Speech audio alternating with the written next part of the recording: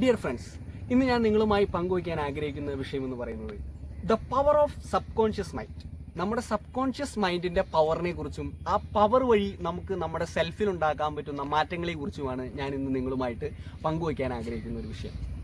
അതിനെക്കുറിച്ച് പറയുമ്പോൾ നമുക്ക് പറയാനായിട്ടുള്ളത്, സിഗ്മണ്ട് ഫ്രോയിഡ് എന്ന സൈക്കോളജിസ്റ്റ് നമ്മുടെ മനസ്സിനെ 3 തരത്തിലായിട്ട് തരംതിരിച്ചിട്ടുണ്ട്: conscious, pre conscious and sub conscious. Okay, അപ്പോൾ ഈ 3 ലെവൽസ് ഓഫ് മൈൻഡാണ് നമുക്കുള്ളത്. അപ്പോൾ അത് പെട്ടെന്ന് മനസ്സിലാക്കുന്നതിന് ചെറിയൊരു എക്സാമ്പിളിലൂടെ ഞാൻ പറയാം. അതായത് ഞാൻ നിങ്ങളോടൊരു ചോദ്യം ചോദിക്കുകയാണ്, ഇന്ന് രാവിലെ നിങ്ങൾ ബ്രേക്ക്ഫാസ്റ്റിന് എന്താണ് കഴിച്ചത്? ഇപ്പോൾ ചിലർ പറയും ഞാൻ ഇഡ്ഡലിയും ചമ്മന്തിയും കഴിച്ചു, ചിലർ പറയും ഞാൻ അപ്പം കഴിച്ചു, ചിലർ പറയും ഞാൻ പുട്ട് കഴിച്ചു, ചിലർ പറയും ബ്രെഡ് കഴിച്ചു. അത് നിങ്ങൾ പെട്ടെന്ന് റിക്കളക്ട് ചെയ്ത് പറയാനായിട്ട് നിങ്ങൾക്ക് സാധിച്ചു. ഞാൻ നിങ്ങളോട് വീണ്ടും ചോദിക്കുകയാണ്, ഇന്നലെ ബ്രേക്ക്ഫാസ്റ്റിന് എന്താണ് കഴിച്ചത്? അപ്പോഴും നിങ്ങൾ ചിലപ്പോൾ പറയാനായിട്ട് സാധിക്കും, ഉപ്പുമാവ് കഴിച്ചു, ചപ്പാത്തി കഴിച്ചു, അങ്ങനെ മാറി മാറി പറയാനായിട്ട് സാധിക്കും. ഇപ്പോൾ ഞാൻ കഴിഞ്ഞ ആഴ്ച ഇതേ ദിവസം രാവിലെ എന്താണ് നിങ്ങൾ ബ്രേക്ക്ഫാസ്റ്റിന് കഴിച്ചതെന്ന് ചോദിച്ചാൽ ചിലപ്പോൾ നിങ്ങൾക്ക് പറയാൻ പറ്റിയെന്ന് വരില്ല. അപ്പോൾ അതാണ് നമ്മുടെ സബ് കോൺഷ്യസ് മൈൻഡ്.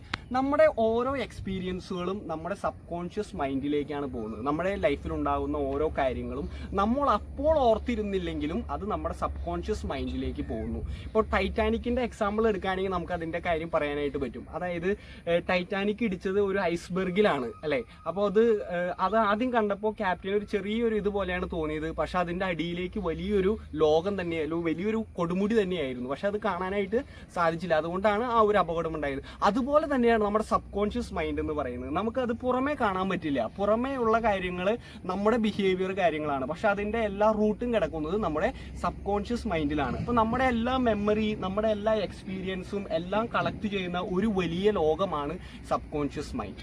അതുകൊണ്ട് ഈ സബ് കോൺഷ്യസ് മൈൻഡിന്റെ പവർ ഉപയോഗിച്ചുകൊണ്ട് നമ്മുടെ സ്വഭാവത്തെ മാറ്റാനുള്ള ഒരു ശക്തി നമുക്ക് ഉണ്ടെന്നാണ് സൈക്കോ അനലിസ്റ്റുകളൊക്കെ പറയുന്നത്. അപ്പോൾ നമുക്ക് നമ്മുടെ സബ് കോൺഷ്യസ് മൈൻഡിലേക്ക് ഇറങ്ങിച്ചെല്ലാൻ എന്താണ് ഒരു മാർഗം അല്ലേ? അത് ഒരു ക്വസ്റ്റ്യൻ ആണ് അല്ലേ. നമുക്ക് നമ്മുടെ സബ് കോൺഷ്യസ് മൈൻഡിലേക്ക് ഒന്ന് ഇറങ്ങിച്ചെല്ലണം. ഓക്കെ, അതിന് നമുക്കൊരു ചെറിയൊരു എക്സാമ്പിൾ നോക്കാം. ഇപ്പോൾ നമ്മൾ വിചാരിക്കുക, നിങ്ങളിപ്പോൾ മുന്നേ പാട്ട് പാടുന്ന ഒരു വ്യക്തിയായിരുന്നു, അല്ലെങ്കിൽ മുന്നേ നന്നായി സൈക്കിൾ ചവിട്ടുന്ന ഒരു വ്യക്തിയായിരുന്നു, അല്ലെങ്കിൽ നിങ്ങൾ മുന്നേ നന്നായി ചിത്രം വരയ്ക്കുന്ന ഒരാളായിരുന്നു. പക്ഷെ ഇപ്പോൾ നിങ്ങൾ ചിത്രം വരയ്ക്കുന്നില്ല എന്ന് വിചാരിക്കുക. പക്ഷേ നിങ്ങൾ മുന്നേ നന്നായി ചിത്രം വരച്ചിരുന്നു. അപ്പോൾ അതൊരു എക്സ്പീരിയൻസ് ആയിരുന്നു. അത് നിങ്ങൾ ട്രെയിൻ ചെയ്ത് വളർത്തിയെടുത്ത ഒരു സ്കില്ലാണ്. പക്ഷേ അതിപ്പോൾ നിങ്ങളത് ചെയ്യുന്നില്ല. പക്ഷെ മുന്നേ നിങ്ങളത് ചെയ്തിരുന്നു. മുന്നേ നിങ്ങൾക്ക് അഭിനയിക്കാൻ കഴിവുള്ള ഒരു വ്യക്തിയായിരുന്നു. പക്ഷെ ഇപ്പോൾ നിങ്ങൾക്ക് അഭിനയിക്കാൻ കഴിവ് ഇല്ല. അപ്പോൾ നിങ്ങളത് കുറേ ആക്ഷനിലൂടെയാണ് നിങ്ങളത് ഫോം ചെയ്തെടുത്തത് അല്ലേ.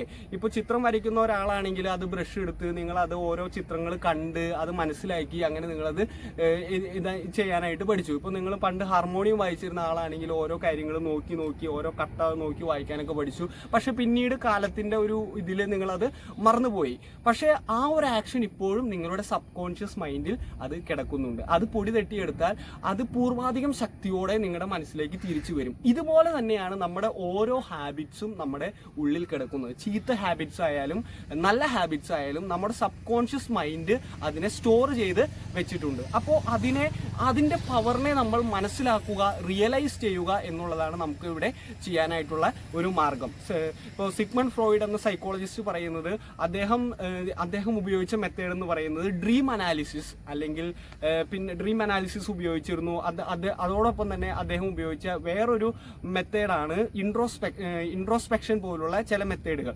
അതും ഇതുപോലെ നമ്മുടെ സബ് കോൺഷ്യസ് മൈൻഡിനെ അതിൻ്റെ ഉള്ളിലേക്ക് ഇറങ്ങി ചെല്ലാനായിട്ടുള്ള ഒരു മാർഗമായിട്ടാണ് അദ്ദേഹം കണ്ടിരുന്നത്. അതോടൊപ്പം തന്നെ സ്ലിപ്പ് ഓഫ് ടങ്, നമ്മുടെ മനസ്സിൽ നമ്മൾ പറയുന്ന ചില കാര്യങ്ങൾ അത് ചില സ്ലിപ്പ് ഓഫ് ടങ് ആയിട്ട് നമുക്ക് പുറത്തേക്ക് വരും.